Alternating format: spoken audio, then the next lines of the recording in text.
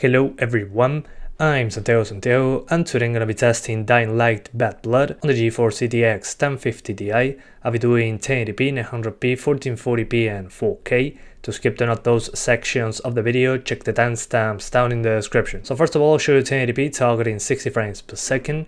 I lowered a few things from the options menu in order to maintain that target.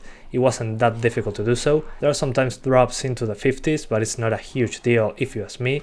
It's on very specific places. The rest of the time is pretty much maintaining 60 frames per second. Then I just crank up the settings to the max to see if we can maintain over 30 frames per second. And I'll be doing the same on 900p and 1440p. First I'll show you targeting 60, then I crank up the settings trying to maintain over 30. At 4K though, I show you very briefly how it runs at the lowest settings, because in some places, especially when there's a lot of fire on screen, the game can easily drop below 30 frames per second into the 20s. So I recommend avoiding 4K in this game. And at the end of the video, I'll show you the G4560 targeting 60 frames per second on 1080p, and I'll show you just that, because if it can do 60 frames per second, it can very easily do 30 frames per second, but you'll notice less stable frame times on the G4560 compared to the i3-8100. So if you want almost perfect frame times, I recommend having a quad-core CPU at the very least. This is a PvP game, completely separated from Dying Light, the single-player game. They drop 12 players into this map, there are zombies in between, they have to collect samples, and just one of them will just flee in a helicopter. That's pretty much how the game works. People still play this game, but not enough to get into a match very quickly.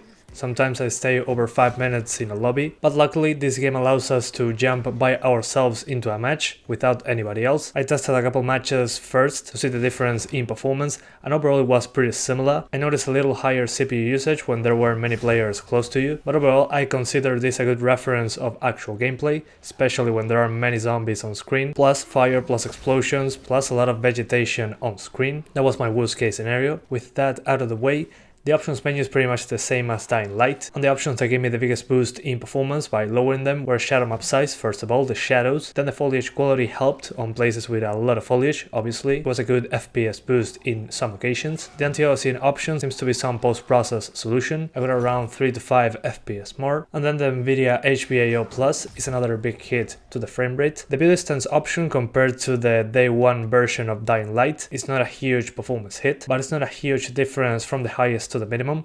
There are less objects in the distance, but you're not usually paying attention to that.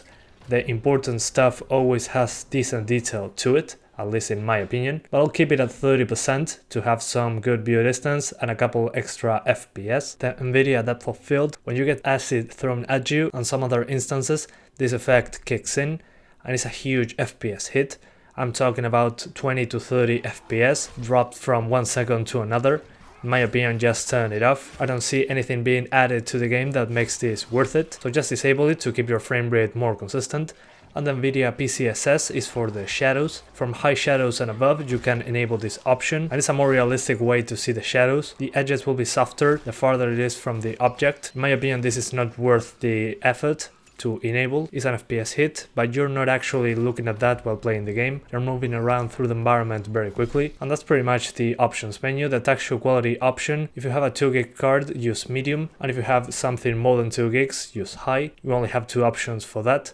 And in some cards, the shadow map size goes up to high. It won't allow you to select very high. An example of this is the GTX 750 Ti. But yeah guys, that's pretty much it. I hope you keep enjoying the video. Thanks for watching and see you next time.